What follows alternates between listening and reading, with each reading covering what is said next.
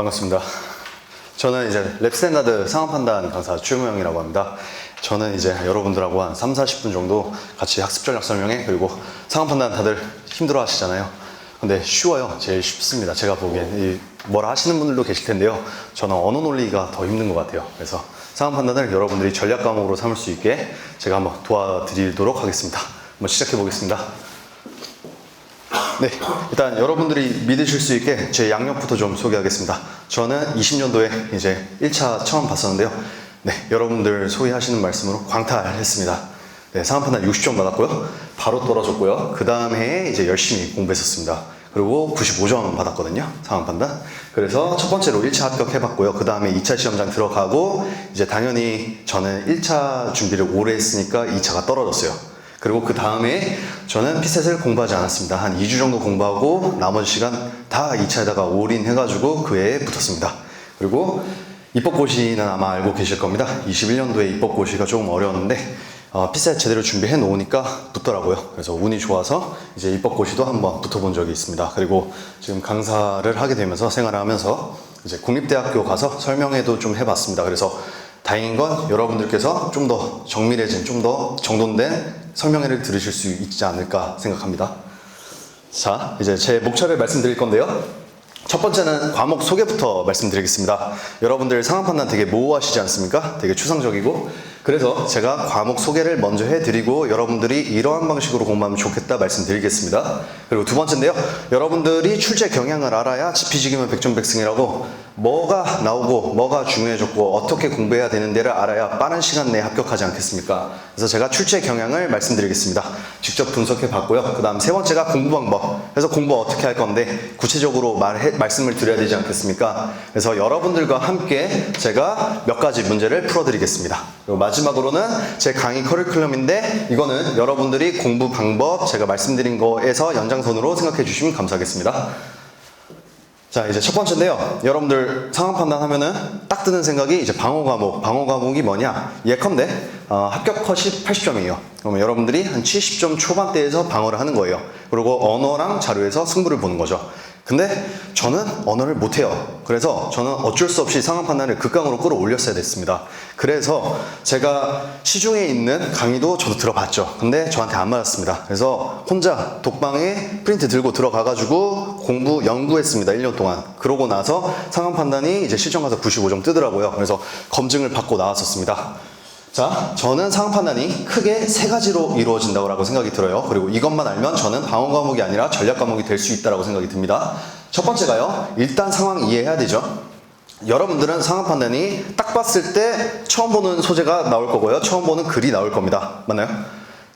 언어는 글 있잖아요. 자료는 표 있잖아요. 숫자 열심히 쓰면 되잖아요. 근데 상황 판단은 딱 봤을 때 이거 뭐야? 라는 생각이 드실 거란 말이죠. 그래서 처음 보는 문제를 만났을 때 우리가 어떤 식으로 이 문제를 풀어야 되고 어떤 생각을 갖고 있어야 되는지부터 시작이에요.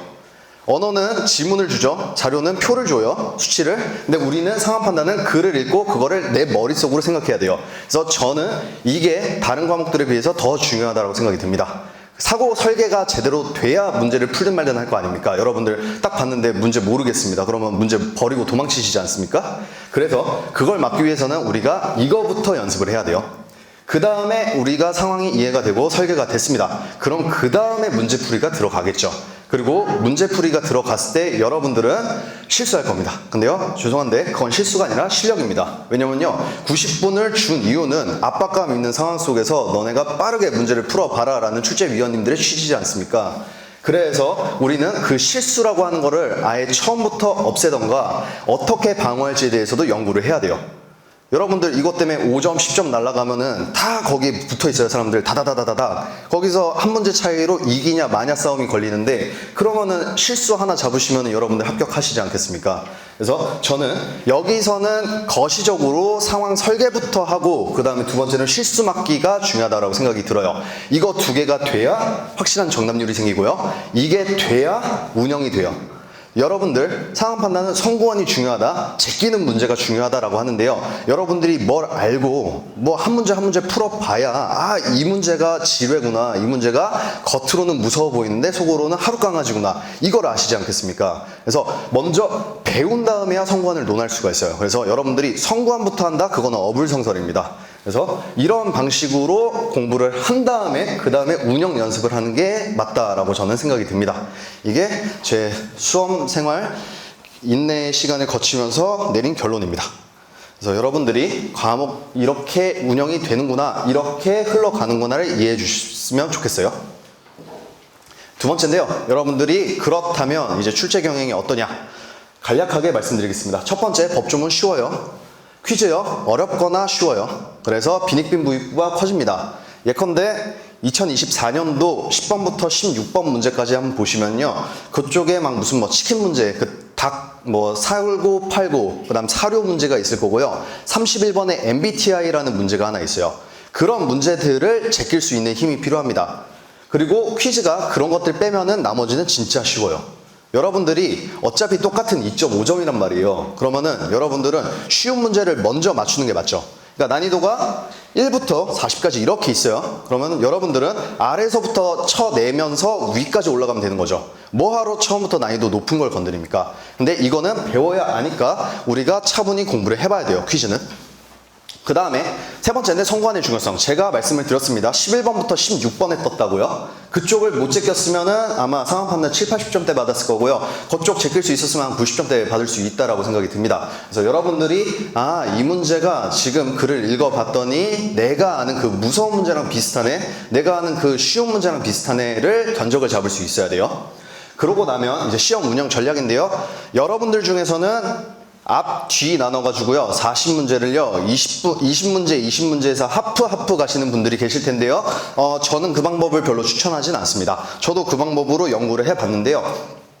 저는 이제 1번부터 40번까지 통으로 운영하는 걸 좋아합니다. 이렇게 되면요, 여러분들이 지금은 아니지만 나중에 책형이 만약에 분리가 되면 앞책형, 뒤책형 어려운 쪽이 걸릴 수가 있어요. 그거 다 막을 수가 있습니다. 그래서 저는 통으로 운영하는 걸 추천을 드릴게요. 다만 그 기준은 있어야 돼요. 첫 번째는 우리가 전형적으로 알고 있는 유형이고요. 두 번째는 시간 소모는 걸리는데 내가 풀면 무조건 맞추는 유형. 세 번째가 이거 애매하다 싶은 문제들 있죠. 그래서 그런 식으로 견적을 내고 들어가가지고 40문제 통으로 운영을 하는 게 여러분들이 고득점으로 갈 수 있을 겁니다. 그리고 하방 다지기가 편할 거예요. 하방이라 하면요, 낙동강방어선 펼치는 겁니다. 그래서 여러분들이 시험 문제가 아무리 어려워져요. 제가 2022년에 붙었는데요, 저 그때도 시험 문제는 다 맞추고 왔습니다. 저도 난이도 어려운 문제에서는 5, 60%로 정답률 이제 승부 봅니다. 근데 그 전에 우리가 맞출 수 있는 거는 확실히 맞추고 가면 남들은 제낀다, 이 말이죠. 그래서 여러분들이 이런 것들을 이해해 줬으면 좋겠습니다. 경향이 이렇습니다. 그래서 우리는 어떻게 해야 되느냐? 법조문 빨리빨리 해가지고 정복을 빨리 하신 다음에 그 다음에 퀴즈를 연습을 해야 돼요. 퀴즈는 제가 조금 이따 말씀을 드릴 겁니다. 공부 방법 얘기 드리면서 여러분들께 난이도 순서를 좀 말씀드릴 거예요. 그래서 난이도 낮은 유형부터 내가 시간을 쓰면서 무조건 맞춘다는 마인드로 공부하시고요. 일반형 퀴즈, 나중에 경우의 수가 열린다든지 너보고 최대값 최소값 찾아라고 하면은 그런 문제들을 내가 도대체 어떻게 타개할까라는 거에 대해서 고민을 했으면 좋겠습니다. 그리고 단언컨대 그런 문제들 여러분이 실전에서 만나면 물음표 찍힐 겁니다. 내가 정답을 찍고서도 아리까리 한데 라는 생각이 들 거예요. 그래서 마지막으로 내려야 됩니다. 그리고 선구안의 확립인데요, 이거는 여러분들이 한 문제씩 공부 잘 하시고 나서 생길 겁니다. 그래서 이거는 가장 마지막에 확립이 됐으면 좋겠어요. 그리고 저는 이걸 스스로 기준을 세워놨기 때문에 여러분들도 나중에 제 강의를 듣게 되신다면 그냥 기준을 같이 맞추셨으면 좋겠습니다. 자, 그러면 이제 세 번째인데요, 그래서 공부 어떻게 할 건데가 제일 중요하죠. 자, 제일 먼저 보이는 거는 처음 보는 문제들이 출제됩니다. 특히나 상황 판단은요. 그래서 여러분들이 일단 지금 할 수 있는 거는 어차피 새로운 문제 만나죠. 그래서 방법론을 구축하는 게 제일 중요합니다. 그 말인 즉슨 내신 공부하지 말라는 소리입니다. 외우지 마시고요. 그래서 이런 문제 만났을 때 내가 처음부터 사고 설계를 어떻게 할 건데, 내가 어떤 사고를 갖고 접근을 할 건데, 이런 거 있죠. 그런 걸 생각을 해서 가야 돼요. 내신처럼 암기 백날 해봤자 그건 뭐 2차 가서 하시고요. 1차에서는 그렇게 하시면은 이제 떨어지실 겁니다. 네. 그래서 방법론이 가장 중요한데요. 그러면 법조문, 퀴즈형 어떻게 공부할까 여러분들이 좀 배웠으면 좋겠습니다. 자, 정형화된 유형을 일단 숙지를 해야 돼요. 그 위에서 변칙을 걸든 말든 할 겁니다. 법조문은요, 쉬워요. 여러분들이 처음엔 당연히 법이니까 어렵겠죠. 막 용어 처음 봐요. 원고 피고도 몰랐는데 처음 봤으니까 모르겠으나 여러분들이 배경 지식이 쌓이고 연습이 되면 금방 정복이 될 유형입니다. 그래서 얘네는 여러분들의 하방을 다지게 될 유형이에요. 퀴즈인데요. 이 친구가 여러 가지가 좀 있어요. 곧 설명을 드릴 건데요. 퀴즈마다 원하는 접근 방식이 조금씩 상이합니다. 허나 그 구체적인 틀, 그 가장 중앙에 있는 틀은요, 똑같아요. 그래서 하나의 흐름 속에서 접근 방법을 먼저 익히시고요. 사고방식 익히시는 게 제일 중요합니다. 자, 극단가. 그러니까 여러분들이 한 5개를 깔아야 돼요. 근데 예시를 하나 들어봅시다. 물음표가 떠 있어요. 막 물음표예요. 갑이, 점수가. 근데 갑이 우승할 수 있니? 라고 물어봐요. 그러면 저는 갑 물음표에다가 제일 큰 숫자를 다 집어넣을 겁니다. 근데 안 돼요.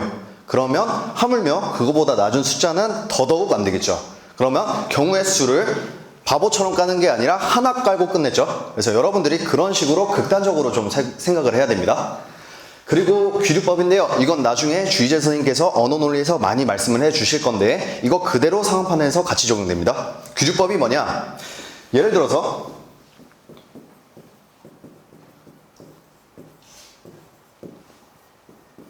A가 뭐뭐가 될 수 없다라 그럽니다. 그러면 정답은 하나란 말이죠. 그러면 저는 맞다는 생각보다는 이거 선지 틀린 거 아니야 라는 생각을 먼저 합니다. 그래서 청개구리가 될 거예요. 있으면 어떡할 건데. 그래서 선지가 물어보는 거를 제가 반대로 꺾습니다. 처음에. 그러고 이렇게 갔는데 진짜로 돼요. 그러면 원래 선지는 틀린 거고요. 이렇게 갔는데 없어요. 그럼 원래 선지가 맞는 거예요. 이게 귀류법이고 이게 반대로 생각하는 겁니다. 그래서 여러분들이 많이 써야 되는 사고들이 제한적이에요. 귀류법, 그리고 이게 가정이죠. 제가 반대로 설정을 혼자 먼저 한 거예요. 그리고 이렇게 해서 발레가 뜨냐 안 뜨냐 싸움이죠. 그러면 선지 판단이 정확하게 됩니다. 그리고 마지막으로 여러분들이 객관식의 특성을 활용할 수가 있습니다. 방법론인데요. 이거는 실전 가서 제일 많이 썼던 방법입니다. 제가 아이디어가 없어요.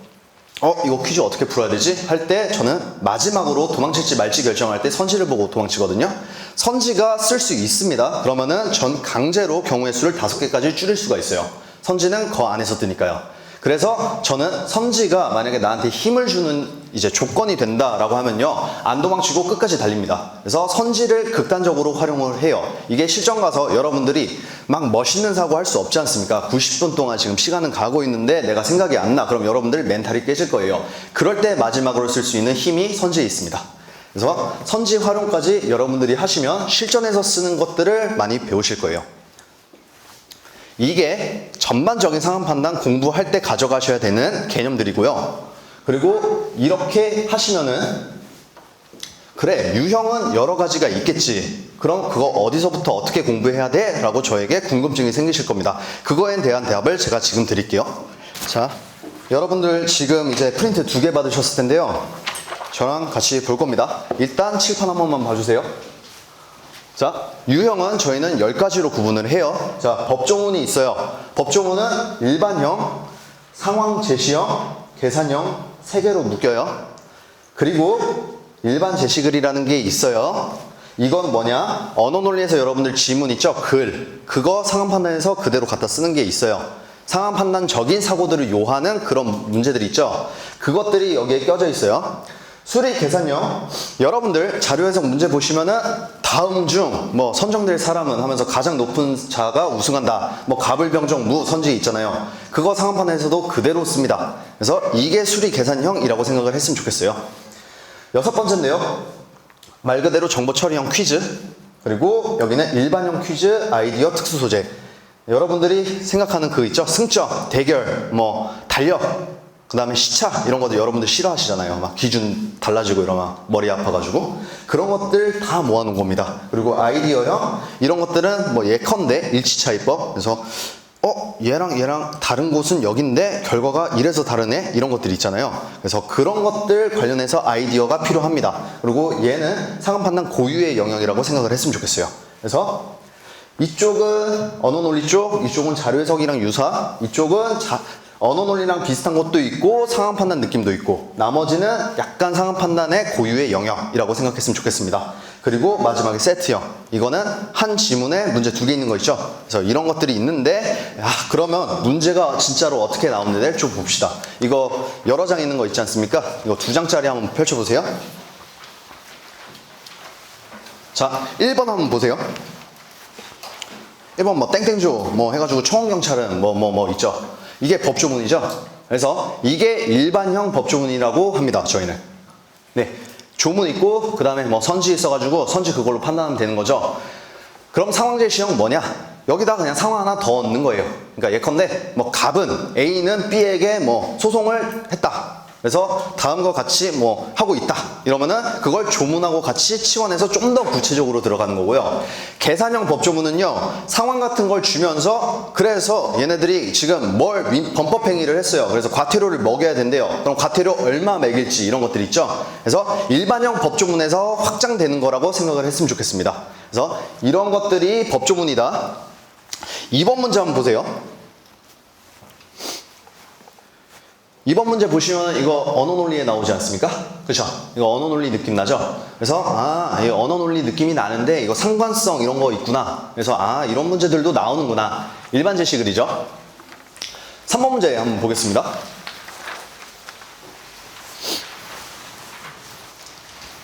네, 이거 3번 문제 보시면은 두 번째로 높은 벌점을 받게 될 사람은 보니까 가불병정무 이거 자료 해석이랑 느낌 비슷하지 않아요? 그렇죠? 이거 계산하는 것 같은데요, 제가 봤을 때. 그렇죠? 단서 몇 개 좀 더 있고 그 다음에 자료 해석이랑 유사하네 라는 느낌이 납니다. 4번 문제 한번 봅시다. 4번 문제 보니까 갑을 병 정이 뭐 초밥 먹으러 갔습니다. 그래서 뭐 초밥이 접시마다 가격이 달라요. 근데 갑 뭐 병 정무 이거 각자 몇 접시 먹었는지 좀 봐야겠는데, 그렇죠? 정보가 글로 나와 있는데 글로 보자니 지금 머리가 꼬여요. 그러면 전 어떻게 할 거냐? 이거 표 그릴 겁니다. 그리고 정보를 바탕으로 표 처리해가지고 문제를 깔끔히 풀어낼 거예요. 정보 처리형입니다. 이거 이해되고 계신가요? 다들? 어떤 느낌으로 문제 나오는구나 좀 감 잡히세요? 좋습니다. 그러면 5번 문제 한번 봅시다.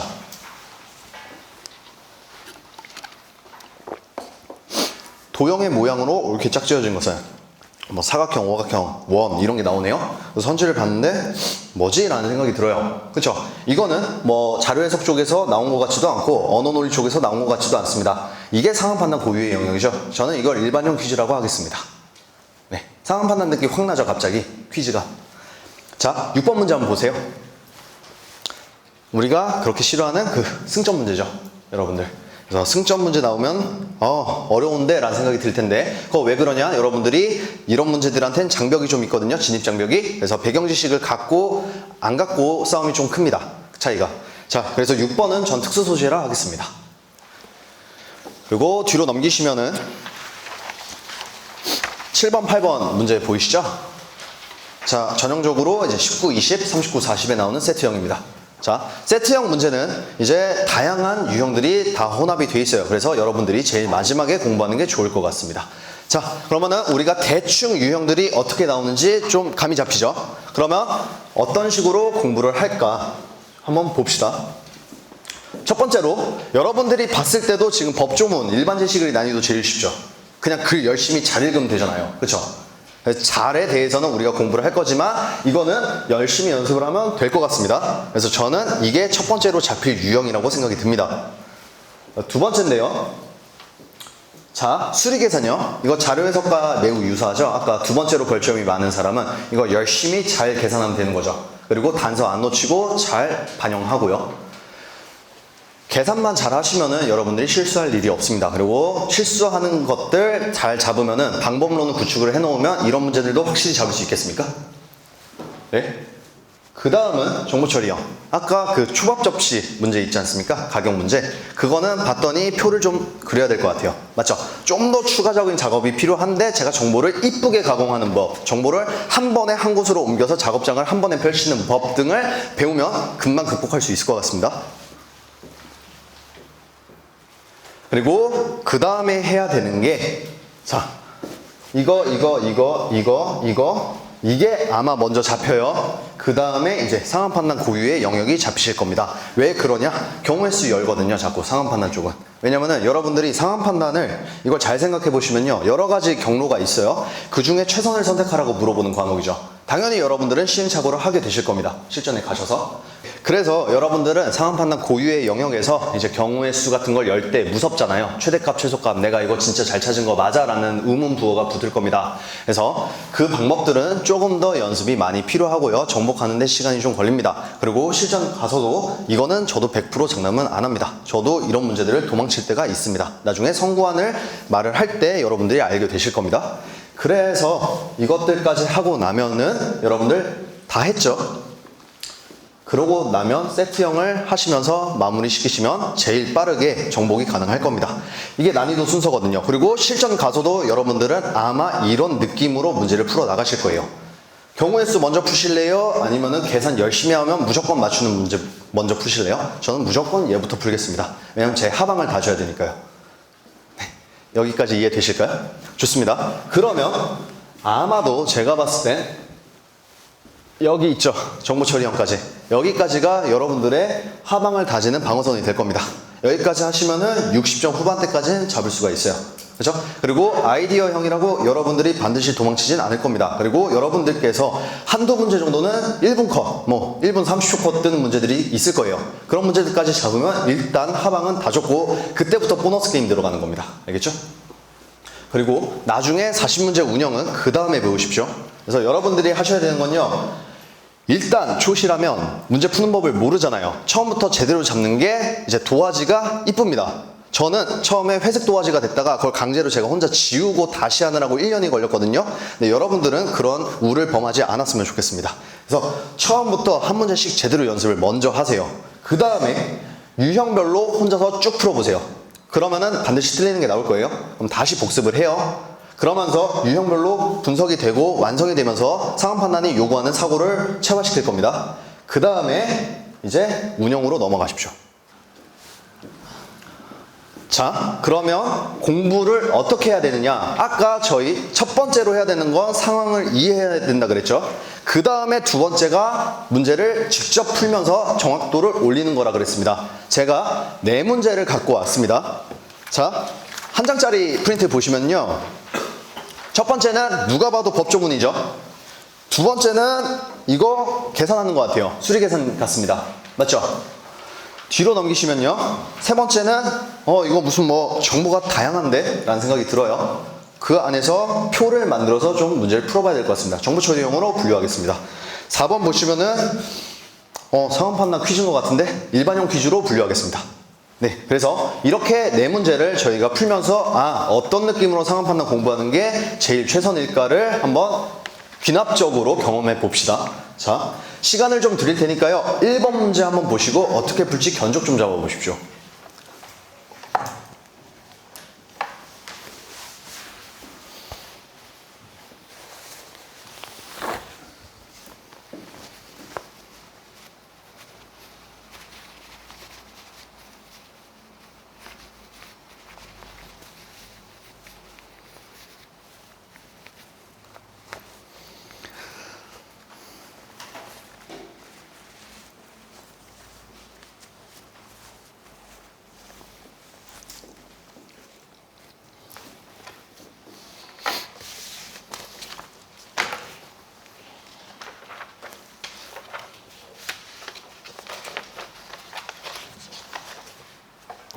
자, 문제 한번 풀어봅시다.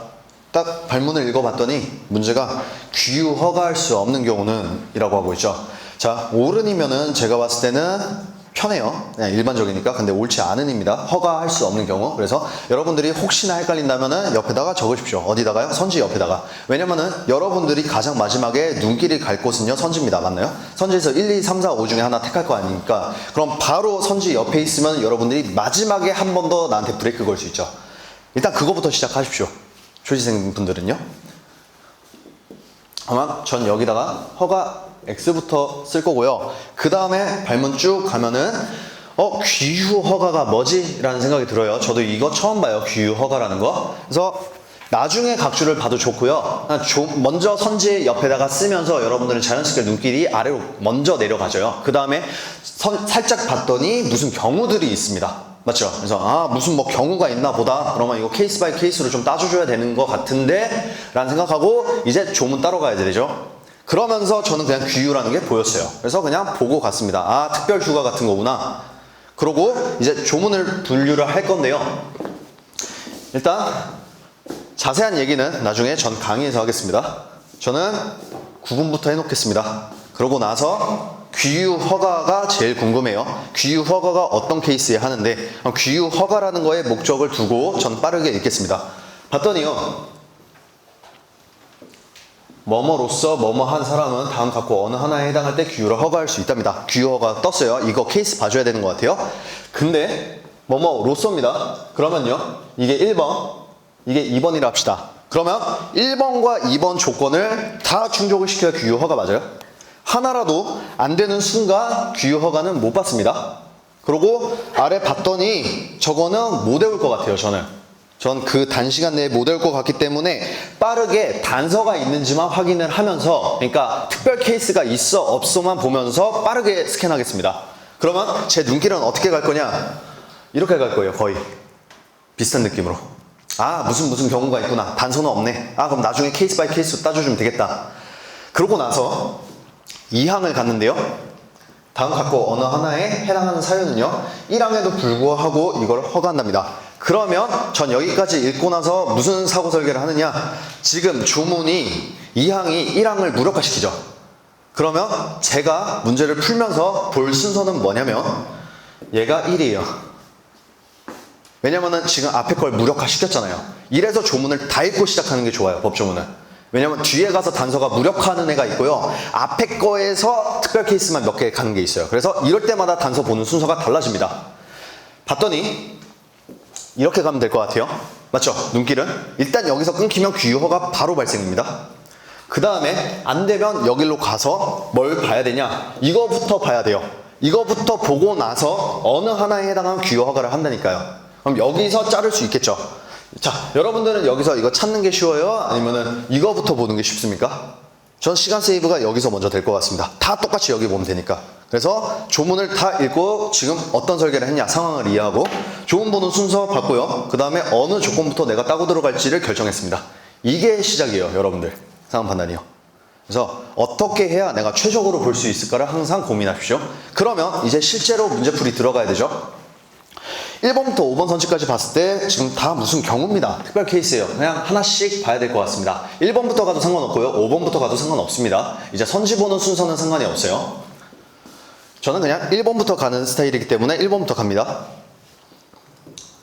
자, 아래에 찍히는지 볼 건데요. 아래는 지금 가족 또는 배우자의 직계 존속이 사망한 때 부모님이 돌아가신 적이 있는지 봤더니요. 회갑일입니다. 없어요.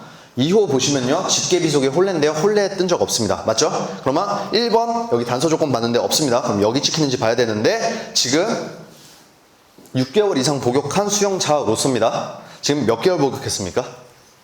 4개월이면요. 쟤는 왈가왈부할 필요가 없습니다. 귀유허가가 절대 안 돼요. 그죠? 이러면 정답은 1번 맞습니까? 네.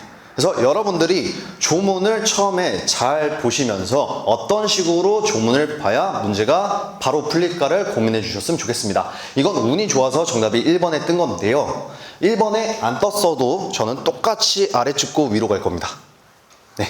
그래서 여러분들이 법조문 공부는 이런 식으로 해주셨으면 좋겠어요. 법조문은 단서가 많아요.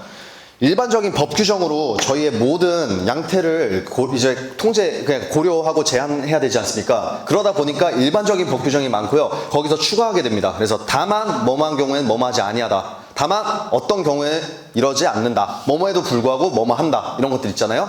그래서 단서가 되게 많아요. 그렇기 때문에 일정 부분만 보고 가시는 것보다 전부 다 읽으시면서 한 번에 보는 프로세스를 설계하시길 바랍니다. 이렇게 해도 법조문 평균 2분 안에 무조건 끊깁니다. 걱정 마십시오. 자, 그러면 법조문 어떻게 공부해야 되는지 좀 느낌 오셨습니까? 좋습니다. 그러면 다음 문제 한번 넘어가 볼게요. 자, 2번 문제 시간 좀 드릴 테니까 어떻게 문제 한번 풀까 고민해 주십시오.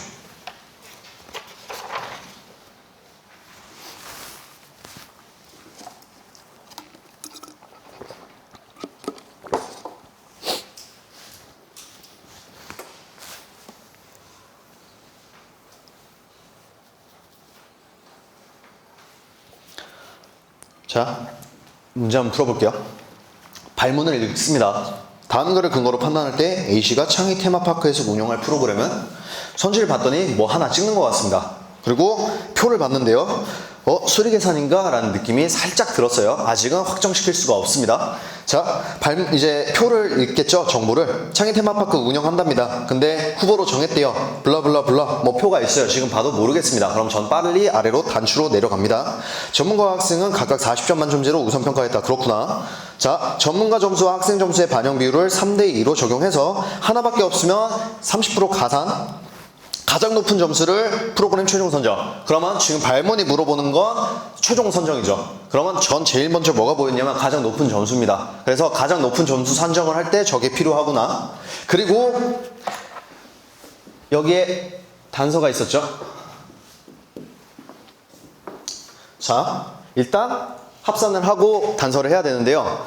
자, 문제가 어려워지면 어려워질수록 여러분들이 단서가 나중에 생각이 안 날 가능성이 높아요. 자, 저는 그럴 때 어떻게 하느냐, 단서를 일단 먼저 반영합니다. 최대한. 먼저 반영이 못 되는 것도 있습니다. 근데 지금 봤더니 단서 먼저 떨어뜨리고 갈 수 있어요, 없어요? 전 무조건 떨어뜨립니다. 그러면 왜냐면 저는 제 뇌를 못 믿어요. 실전 가서 그 압박감 있는 상황 속에서 단서를 안 놓친다? 저는 모르겠습니다. 그래서 저는 항상 최대한 단서를 먼저 선 반영하려고 노력을 해요. 제 머리를 못 믿으니까요. 실수하기 딱 좋잖아요. 그러면 갈 건데 여기서 하나씩만 고르면 되죠. 근데 지금 선지에 있는 거 몇 개입니까? 5개 아닙니까? 그럼 제 중에서 정답 듣는다는 소리 맞아요? 그럼 여러분들은 지금 표에 있는 저거 8개 다 보실래요? 아니면 5개 보실래요? 시간이 없어요, 저는. 그래서 저는 저 5개 안에서 제일 높은 애를 하나 찍겠습니다. 왜냐면 저기서 답이 나오니까요. 그쵸? 스스로 창작, 연주하는 교실, 연출 노트, 창의예술, 항공체험. 자, 얘네에서 단서를 떨궈야 되니까 이제 어떻게 떨굴 거냐? 동그라미 칠 거예요, 옆에다. 동그라미가 있고 없고 싸우면 저희가 이분법으로 생각할 수 있죠. 동그라미가 떴다. 어디다? 이쪽에다. 그러면 1.3 나중에 곱할 겁니다. 가산점 부여를 할 거예요. 그럼 여러분들도 지금 저렇게 줄글로 있는 것보다 동그라미 치면은 눈에 확 띄는 거 맞아요? 밑줄보다 여러분 동그라미가 훨씬 더 편하죠, 세모가. 그렇죠? 세모는 눈에 보일 겁니다. 저는 그래서 선반영을 어떻게 할 거냐? 옆에다가 동그라미 칠 거예요. 무 봤더니 없어요. 은 봤더니 없어요. 연 봤더니 없어요. 미 있어요. 진로 없어요. 그러면 얘네는 나중에 한 개 빼고 나머지는 곱하기 1.3 들어가면 되는 거죠. 그러면 단서 반영은 끝났습니다. 그쵸? 여기까지가 사고 설계라고 생각이 들어요, 저는. 사고 설계하면서 문제풀이까지 살짝 나아가긴 했으나 어쨌든 사고를 설계하면서 내가 내 자신을 방어하는 수단을 구축을 했습니다. 이제 실제로 문제를 풀 건데요. 3대2 비율입니다. 나중에 저는 김성환 선생님 제자인데요. 일관된 기준으로 밀기 진짜 좋습니다. 미십시오. 이제 뭐 가중평균을 쓸 수도 있는데요. 저 가중평균이라는 걸 쓰실래요? 막 소수점 뜨고 이러는데 아니면은 깔끔하게 미시렵니까? 전 저거 곱하기 저 정도는 자신이 있는데요. 그죠? 저도 밀겠습니다. 그럼 어떻게 밀 거냐? 곱하기 3, 곱하기 2, 곱하기 3 이렇게 가는 게 아니고요. 곱하기 3부터 쫙 밀겠습니다. 그 다음 곱하기 2부터 쫙 밀게요. 그 다음에 합산하면 되잖아요. 자, 일관된 기준으로 어떻게 갈지 결정을 했어요. 이렇게 횡이 아니라 종으로 가겠습니다. 곱하기 3 한 번에 걸 수 있으니까. 겁니다, 그러면.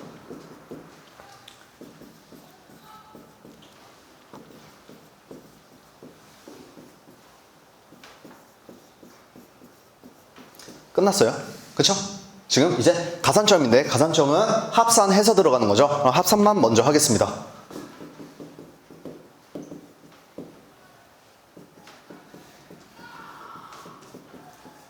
자, 여기죠. 이러고 나서 이제 얘가 곱하기 1.3 맞아요? 근데 가장 큰 친구 찾고 싶죠, 여러분들. 그러면 170이 세죠, 힘이. 지금 160 땡보다 170이 힘 세지 않아요? 근데 연주하는 교실 여기 한번 보십시오. 얘는요 170에 1.3까지 곱해져요. 나중에 자료 해석하면서 여러분들이 배우실 겁니다. 원래 숫자도 힘이 좋아요. 근데 하물며 곱하기 1.3이 공통으로 들어가요. 공통 들어가는 건 날려도 상대성에 영향이 없습니다. 그러면 여기서 정확한 계산이 아니고요, 끝낼 수가 있습니까? 자, 그러니까 무슨 소리냐? 우리는 큰 친구를 찾고 싶어요. 맞죠? 근데 1.3 곱하는 것도 좋죠. 원래 점수도 큰 게 좋죠. 그쵸? 근데 얘가 두 개 다 짱 크잖아요. 그쵸? 그러면 얘 정답 찍고 넘어가면 되는 거 맞아요? 정답 1번입니다. 이래서. 네. 이거 연습이 되시면 여러분들 이거 1분 30초 안에 끊을 수 있겠습니까? 2분 정도? 2분이면은 할 수 있겠어요? 퀴즈 2분이면은 전 성공이라고 봐요. 그래서 이런 문제들은 2분 안에 저희가 정확하게 단서부터 떨굴 수 있으면 떨구면서 정확하게 들어가면은 틀릴 일이 없습니다. 아마 하방 다지기가 정말 좋을 겁니다. 다음 문제 넘어갈게요. 자, 이거 정보 처리형 퀴즈인데요. 잠깐 시간 드릴 테니까 상황이랑 자기소개 읽고 선지 한번 읽어보십시오.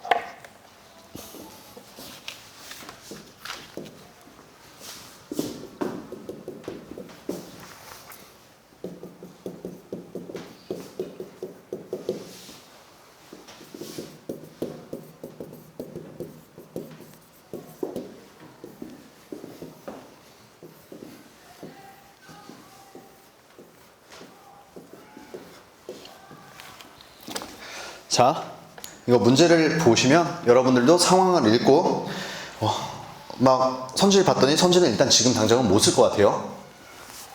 상황에서 뭐 남성, 여성, 성별이 일단 하나 뜨고요. 가불병정 무가 뜨고요. 그 다음에 직업이 떠요. 나이도 뜨고. 그쵸? 항목이 많죠. 정보가. 큰 종류가 많잖아요. 성별, 나이, 직업. 그쵸? 여러분들은 이거를 머릿속으로 처리가 가능하십니까? 전 처리가 안 됩니다. 그럴 때 저는 표를 써요. 표의 목적은 제가 한 곳의 정보를 최대한 응축시키기 위해서 씁니다. 그래서 이번에는 제가 쓰는 그 표의 목적과 부합을 합니다. 그러면 전 표를 설정을 할 건데요.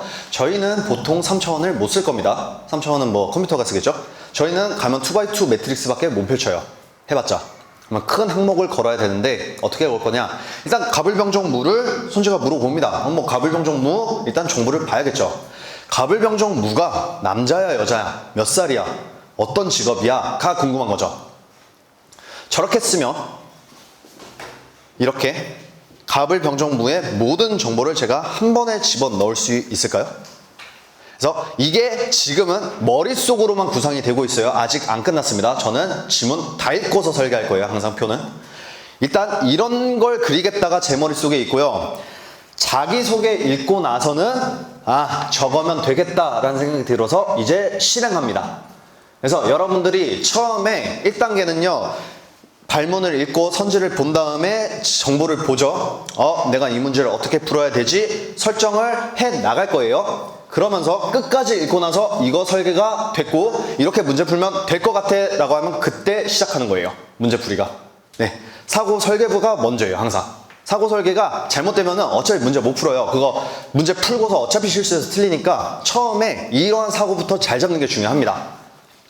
네, 그래서 표를 쓰면 이거 내가 자기소개까지 있는 거 싹 다 넣을 수 있겠는데 라는 생각이 들었기 때문에 표를 빠르게 펼치겠습니다. 실전 가서도 저렇게 펼칠 거예요. 볼펜으로요. 자, 이러고 나면 이제 넣어줘야 된단 말이죠. 그러면 여러분들은 여기 상황에 있는 거 미지수를 넣으실래요? 아니면은 확정적인 자기소개부터 넣으실래요? 자, 상황을 보시면은 여러분들이 추론해야 되죠. 근데 자기소개를 보시면은 갑은 안녕하세요. 저는 32세고요. 의료 관련 일을 합니다. 대놓고 자기 32세랍니다. 확정시켰죠. 지 스스로. 그럼 전 무조건 확정 조건부터 선제 반영이에요. 왜냐면 강제로 제가 경우의 수를 좁힐 수 있으니까요. 실전 가서 경우의 수 열리는 게 전 너무 싫어요. 최대한 축소시키고 싶거든요. 한 번에 확정시키려고. 그러면 전 자기소개에 있는 조건부터 선반영하겠습니다. 이제 실제로 문제를 풀어 나가겠습니다. 확정 조건을 쓸 때는 얘는 불변의 사실 맞아요? 그러면 전 볼펜 쓰겠습니다. 나중에 경우의 수가 열리면 연필 쓸 거예요. 왜냐면은 그건 제가 틀릴 수도 있거든요. 제가 추론을 거는 거기 때문에 오차가 발생할 수 있어요. 실수가. 그러면 바로 지우고 다시 써야 되는데 제가 이미 무조건 결정된 사안은 같이 지워지면 안 되죠. 그래서 저는 볼펜으로 확정 조건까지 쓰겠습니다.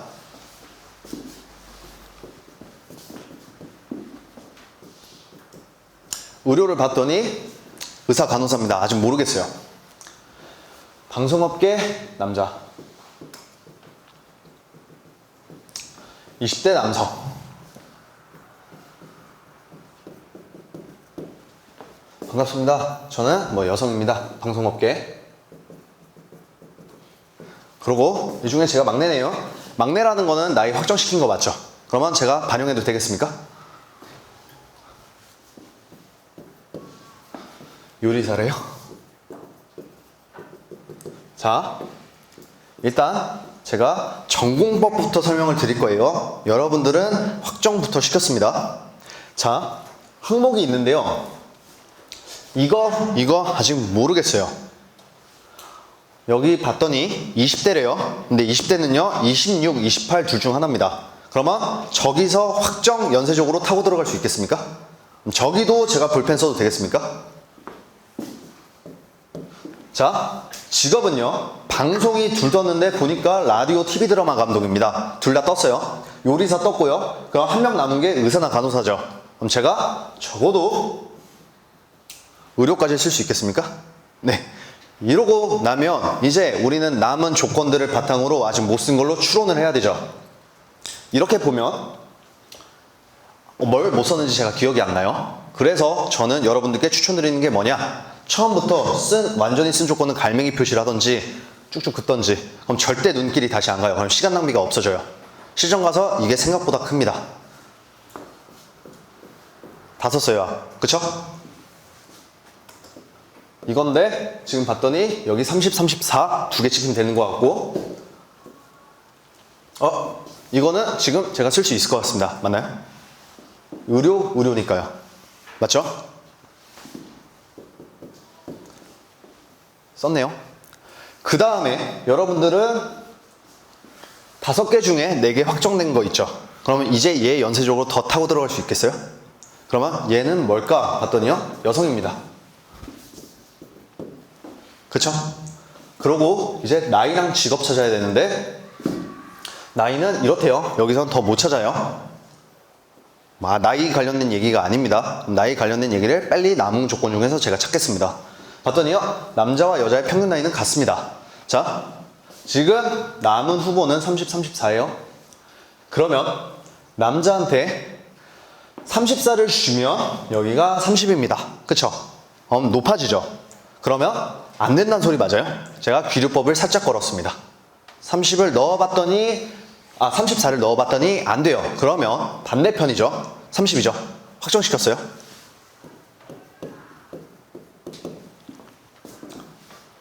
그리고 라디오 작가와 요리사와 매칭된답니다. 근데 남은 조건은 이거 2개예요. 그쵸? 자, 요리사가 이성이랑 매칭이 걸려야 되는데, 그러면 여기죠. 여기가 라디오겠네요.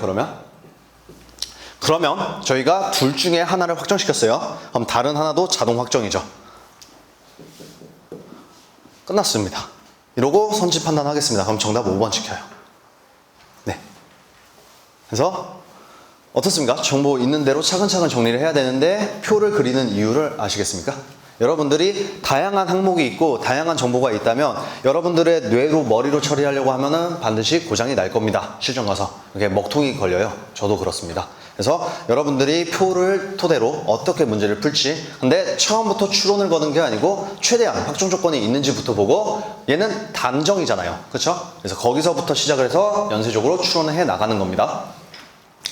그리고 하나만 더 설명하고 가겠습니다.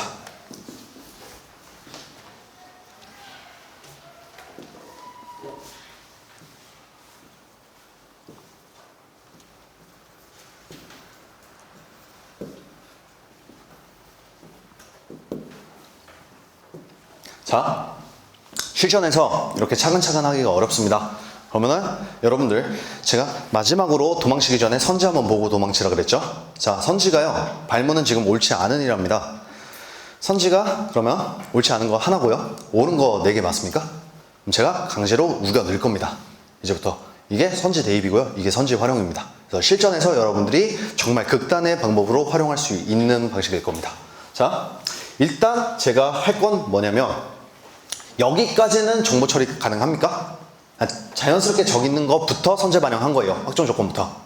이러고 무조건 옳은 게 있을 거죠. 옳은 거부터 날릴게요. 의사와 간호사의 나이의 평균은 30세다. 누가 뭔진 모르겠는데요. 이 둘은 여기에 떠 있어요. 그쵸? 나이 평균 30 맞습니까? 합치면 60이니까 무조건 맞아요, 얘. 그쵸? 그 다음에 봤는데 모르겠어요. 얘도 모르겠어요. 봤는데요. 뭐야 이거 30이랑 34잖아. 그러면 얘도 무조건 맞는 거 맞습니까? 날릴게요. 5번 모르겠습니다. 자, 강제로 옳은 걸 우겨 넣을 거예요. 옳다라고 가정을 하고, 그리고 이제 논리적으로 무너지는 부분이 있으면 그걸 정답 처리하고 넘어가겠습니다. 자, 1번이 맞다라고 이제 가정 걸고 시작입니다. 그냥 싹 다 맞다라고 하겠습니다, 지금. 자, TV 드라마 감독은 을보다 4살이 많다. 을 스스로가 TV 드라마 감독일 수는 없겠죠. 선지를 옳은 걸로 가정을 하는 순간 TV 찍겠습니다. 그러면 라디오 여기다 찍겠습니다. 그리고 TV 드라마 감독이 을보다 4살 많다. 옳다라고 가정했으니까 찍겠습니다. 네, 이거 반영했죠? 3번 옳다라고 가정해볼게요. 뭐야, 옳은데요? 그쵸? 정은 의료계에서 일하는 2사람 중 나이가 적은 사람보다 2살 많다. 6살 많잖아요. 그쵸? 선지 3개를 옳다라고 지금 가정을 걸려고 했는데 2개는 맞았어요, 연쇄적으로. 근데 하나가 틀렸습니다. 이러면 정답 5번 찍겠습니다. 네, 이게 여러분들이 실전 가서 많이 활용하게 될 선지 활용의 일종입니다. 네, 그래서 여러분들이 옳지 않으니까 그러면 객관식의 특성상 옳은 거 4개 있네? 그럼 전부 다 옳다라고 가정을 하고 우겨 넣어가지고 논리적으로 모순 뜨는 곳 찾아서 그렇게 강제로 문제를 풀어 나갈 수도 있습니다. 그래서 첫 번째는 전공법이고요. 확정적인 조건부터 타고 연쇄적으로 타고 들어간다라고 제가 말씀을 드립니다, 강의에서. 근데 두 번째는 제가 강제로 선지 써서 문제를 실전 가서 살리는 방식을 보여드린 겁니다. 그래서 여러분들도 이러한 2가지 방법을 모두 다 갖고 계셨으면 좋겠어요. 그러면 이것도 이해되셨을까요? 네. 다들 힘들어 보이시는데 이거 마지막으로 문제 풀고 나머지 빨리 이제 설명드리겠습니다. 자, 이거 한 번만 눈길 좀 줘보세요.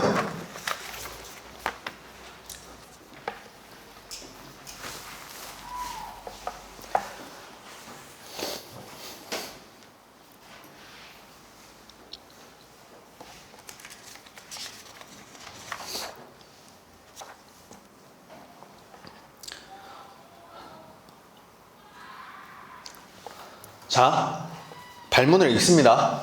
갑이 기부한 금액의 1의 자리 숫자와 병이 기부한 금액의 10의 자리 숫자의 합은 뭐지? 선지를 봤더니 이번엔 선지를 못 쓸 것 같아요, 저는.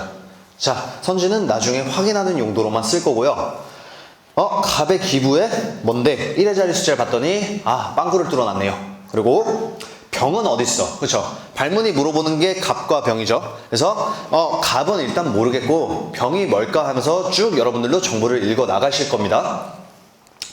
을은 갑의 3배고 병은 을의 3배랍니다. 그 말인 즉슨 지금 병은 갑에서부터 시작한 거 맞아요?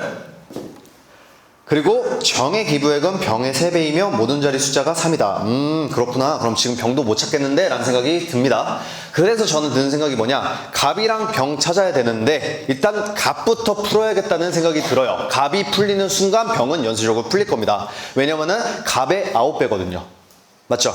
그렇게 해서 사고 설계가 시작이 됐고요. 그러면 갑의 1의 자리 숫자부터 구하고 싶다는 생각밖에 안 듭니다. 그러면 어떻게 구하진대요?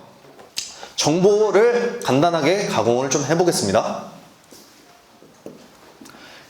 자, 그럼 사고 설계 좀 이해되셨어요? 그러니까 병을 먼저 갈지 갑을 먼저 갈지 봤는데 정보를 읽다 보니 병부터 시작을 못하는구나. 이거 강제로 갑부터 시작해야 되는구나. 여러분들이 판단이 섰으면 이제 직접 갑부터 찾아 들어갈 거잖아요.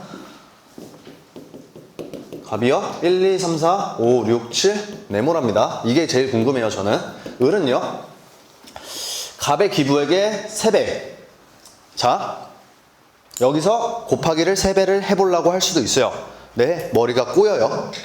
난장판이 되잖아요, 지금. 그렇죠? 이게 뭐 앞에 어떻게 영향을 주는지 제가 모른단 말이죠. 그래서 전 드는 생각이 뭐냐? 일단 그대로 덩어리를 좀 남겨놓자 라는 생각이 듭니다. 그러니까 순간적으로 사고를 교정한 거예요. 문제 푸는 과정에서. 머리가 어지러워가지고요. 병은요.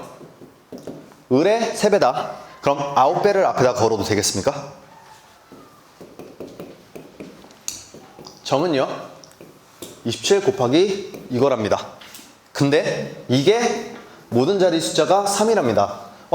여기서 구할 수 있을 것 같습니다. 저는. 맞나요?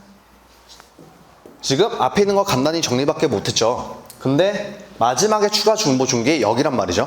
그럼 저는 여기서 실마리를 찾겠습니다. 모든 자리 숫자가 3이래요. 지금 갑의 숫자는요 1, 2, 3, 4, 5, 6, 7 네모입니다. 자, 저는 앞자리에 관심이 없어요. 저거 뭐 3 뜨니까 3 주셨겠죠? 그쵸? 제가 궁금한 건 저거 네모 맞습니까? 그럼 저는 저 네모에 뭘 넣어야 3이 되는 데가 제일 궁금해요. 네모에 들어갈 수 있는 경우의 수는요 0부터 9 맞습니까? 견적 한 번만 재봅시다. 머릿속으로 끄적끄적 해보셔도 되는데요. 0 곱하기 27 하면은 맨 뒷자리 숫자 3 뜹니까? 안 뜨죠?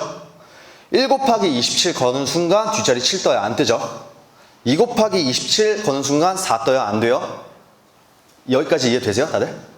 지금 뭘 하고 있냐?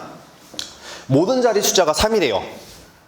근데 저는 갑의 첫 번째 자리가 제일 궁금해요. 1의 자리 숫자가. 근데 1의 자리 숫자가 영향을 주는 건 끽 해봤자 여기란 말이죠. 여기서 곱하기 27을 걸었을 때 맨 뒷자리도 3 떠야 되는 거 맞아요? 그러니까 앞은 뭐 출제위원님이 알아서 주셨겠죠. 3 뜨게. 근데 그건 제가 상관할 바가 아닙니다. 전 네모가 제일 궁금해요. 전 네모를 풀어야 문제를 풀거든요. 그래서 저는 거기에 초점을 맞추고 있는 겁니다. 네모 곱하기 27을 했을 때 뒷자리 쪽이 다 3이 떠야 돼요. 맞죠? 그래서 0부터 9까지가 있으니까 하나씩 집어넣고 있는 거죠. 0 곱하기 27 하면 맨 뒷자리 0 되잖아요. 끝이죠. 1 곱하기 27 하면 7 뜨죠. 안 되죠. 2 곱하기 27 하면 4 뜨죠. 안 되죠. 맨 뒷자리 보고 있는 거예요. 그 다음에 4 곱하기 7, 8 안 돼요. 5 곱하기 7, 5 안 돼요. 6 곱하기 7, 2 안 돼요. 7 곱하기 7, 9 안 돼요. 8 곱하기 7, 6 안 돼요. 9 곱하기 7 하면 맨 뒷자리 3 뜨잖아요. 그러면 떴죠.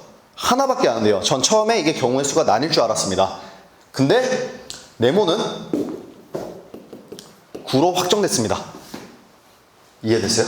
진짜로 문제를 저도 하란 대로 풀고 있습니다. 경우의 수 그리고 0부터 9면 솔직히 안 무서워요. 0부터 9까지인데 곱하기 27에서 맨 뒷자리 3 뜨는지만 보면 되는 거잖아요. 그래서 진짜로 경우의 수 다 깔아본 겁니다. 자, 그러고 나면 이제 갑이 찾아졌어요. 그럼 그 다음에 병 찾으시면 되겠죠. 병은요 10의 자리 숫자가 궁금한 거 맞습니까?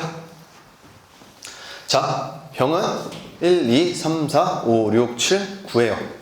자, 앞에서 9를 곱하는데요. 병에 이 숫자 중에 뭐가 10의 자리에 영향을 줍니까? 전 10의 자리만 궁금해요.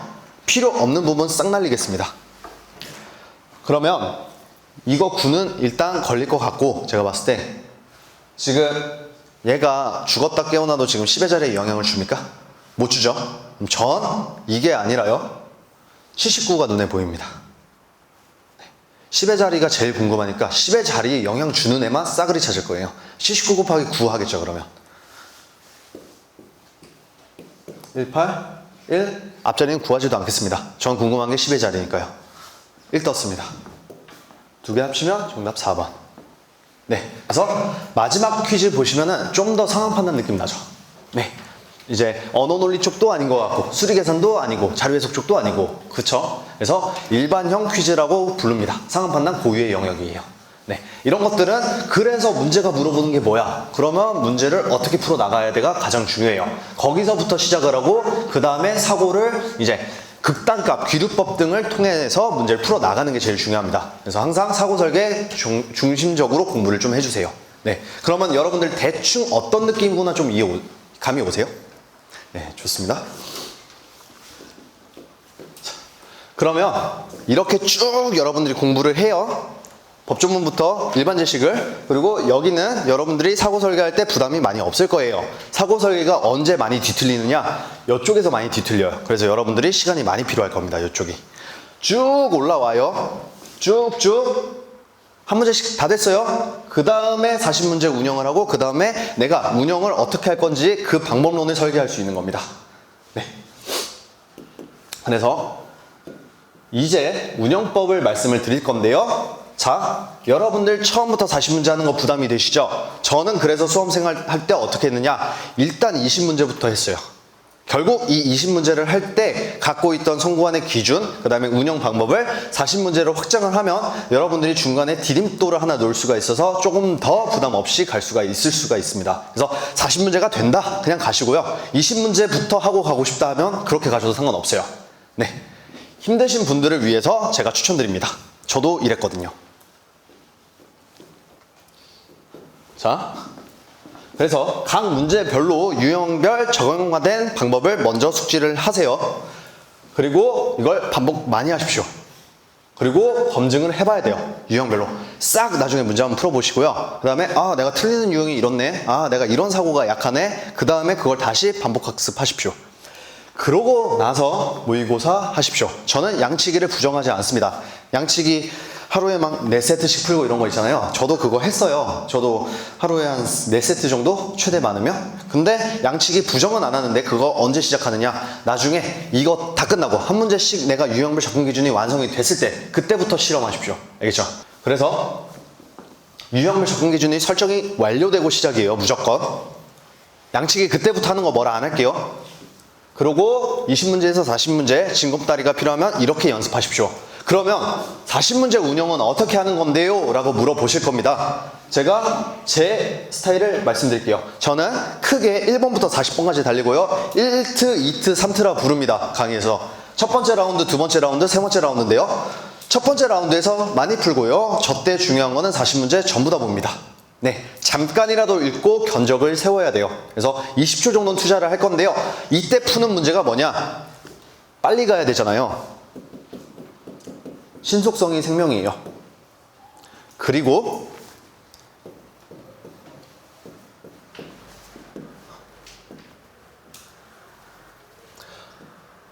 전형적인 유형을 많이 푸시겠죠. 무슨 소리냐? 여러분들이 연습한 거랑 그 비슷한 스타일로 나오는 게 있을 거예요. 이런 것들은 뇌 과부하가 안 먹죠. 여러분들도 자연스럽게 반복이 되어 있기 때문에 기계처럼 풀어 나가실 겁니다. 이런 문제들에서 짧게 시간을 빼시겠죠. 그러고 나서 쭉 보면서 스캔을 하는 겁니다. 다 풀 필요가 없어요. 이때는 무서운 문제가 있고 이거는 생각 좀 해봐야겠는데 이거는 글이 소재가 좀 그런데 이러시면 넘어가는 겁니다. 그러고 나서 여기서 신속하게 잡을 수 있는 전형적인 유형을 끝냈다. 이제 승부 보기 시작입니다. 저는 이때 강조하는 가치가 정확도예요. 신속성이 아니라 정확도요. 뭐냐? 단서가 많이 걸린다든지 내가 실수하기 딱 좋다든지, 근데 시간을 쓰면 내가 무조건 맞추는 문제가 먼저 들어가요. 그래서 이렇게 하시고 OMR 체킹이 들어갑니다. 그럼 남은 문제가 뭐냐? 경우의 수 열리는 문제가 남겠죠. 경우의 수가 열렸는데 뭔지 모르겠어요. 그리고 제가 이제 강의에서 말씀을 많이 드리는데 2022년에 제가 이제 퍼스널 컬러를 몰랐습니다. 그래서 저는 퍼스널 컬러 형광등이 켜졌다 보자마자 넘어갔어요. 근데 이제 그런 문제가 만약에 필요하다 그러면은 이제 그때 가서 천천히 따보면서 문제를 이해하면서 풀겠죠. 시간이 오래 걸릴 수밖에 없습니다. 그래서 이거는 보너스라고 생각을 하셨으면 좋겠어요. 이미 1, 2단계까지 여러분들이 제대로 하셨다면 여러분들은 승부가 끝났을 겁니다. 남들은 다 이겼어요.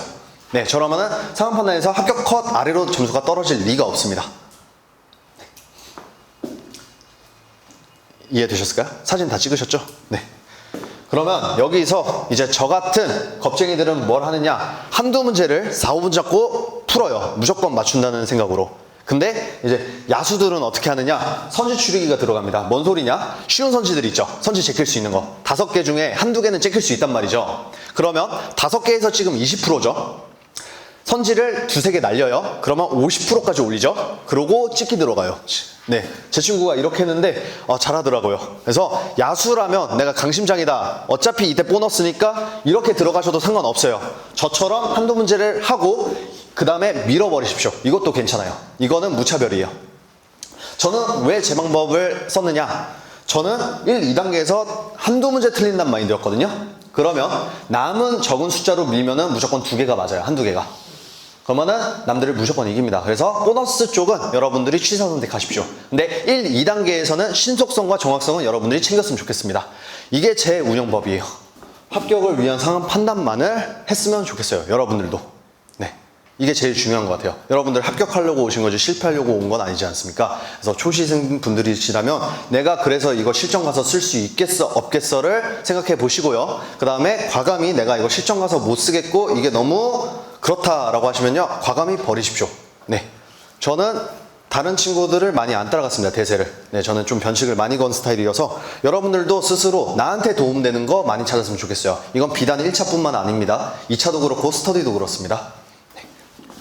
그래서 항상 최적화된 걸로 가십시오. 최대한. 유형별 접근 방법, 실용적, 사고랑 습관. 아까 말씀드렸습니다. 내가 어떻게 선지를 최대한 축소해서 보지? 내가 계산을 최대한 어떻게 하지? 일관된 기준으로 미는 거 생각보다 사소해 보이죠? 근데 그게 시간을 몹고 모으면 한 문제를 더 풀 수가 있습니다. 그래서 승부 보는 문제가 생길 거예요. 그렇게 되면. 그리고 실전용 사고 설계. 이게 아까 말했던 상황 이해입니다. 이게 2단계예요. 진짜 문제 풀이할 때 내가 실수 없게 하는 거. 그래서 이거 두 개를 갖고 여러분들은 내가 실전 가서 쓸 수 있는 방식만 공부하세요. 제발. 네. 그리고 제 걸 만약에 듣더라도 저 사람 걸 듣기가 좀 저 사람은 저거 내가 좀 더 잘하는 것 같은데, 그러면은 제 걸 큰 기둥으로 삼고 그 다음에 변칙 많이 거십시오. 네. 다만 큰 기둥은 제 거였으면 좋겠습니다. 왜냐면 그거 제가 스스로 연구 많이 한 거거든요. 네. 진짜예요. 그리고 기초인데요. 기초는 10개념 다룹니다. 그리고 버리는 문제가 없습니다. 여기서 시작을 하면 여러분들이 많이 배우실 거예요. 그리고 힘들어 하시는 분들, 그리고 운영에 대한 목마름이 있으신 분들이 계실 겁니다. 그래서 23년 문제를요, 풀로 운영합니다. 저희는. 그래서 25문제로 내가 그래 문제를 한 문제씩 풀었지, 그러면 어떻게 할까 하면서 성과를 여러분들 스스로 느낄 수 있게 합니다. 그 다음이 필수 기본인데요. 590채 문제로 11개념어치 합니다. 23년은 하프로 갈 거고요. 24년은 풀로 운영시킬 겁니다. 그래서 여러분들이 처음부터 운영 연습을 살짝 해놓았으면 좋겠어요. 그 다음에 여기서 쓸 거예요. 알겠죠? 어떻게 하는 거구나 감이 잡히면 그 다음에 공부 제대로 할 수 있지 않습니까? 그래서 여기다가 한두 회차씩 넣어놨습니다. 그러고 나서는 이제 문제가 만약에 어려워지면 변별이 걸리는 부분들이 있을 거예요. 여러분들이 실전 가서 어려운 문제 뚫어내는 힘이 필요하지 않습니까? 그걸 위해서 깔아놓은 강의들입니다. 그래서 퀴즈랑 법주문 각각 있고요. 자, 여기까지 하면은 응용 발전이 됐죠. 여러분들이 갖고 있는 방식들이. 그럼 검증을 해봐야 될 거 아닙니까? 내가 쓰는 게 통해 안 통해? 그거를 여기서 엄선된 문제들로 한번 검증해 보십시오. 자신의 실력을. 그리고 여기서도 여러분들이 모든 문제가 다 풀릴 리가 없어요. 저도 풀고 나서 이제 와 문제가 어렵다라는 생각이 들었거든요. 그러면 그 위에다가 변형을 할 수 있겠죠. 근데 이렇게 되면 여러분들은 기본 틀을 갖고 있는 상태에서 변형을 하기 때문에 상황 판단이 요구하는 방식으로 변형이 될 겁니다. 그러고 나면 운영해야죠. 이제 저희는 시험장 가야 되니까요. 그래서 운영은 이때부터 본격적이고요. 앞에서는 한 문제씩 많이 열심히 연습한다라고 생각했으면 좋겠습니다. 그리고 여러분들 싫어하는 거 있죠? 테마 특강은 깔아둘 겁니다. 단위 변환 싫어하시잖아요. 아니면은 막 들어가요. 근데 정답이 없어요. 선지에.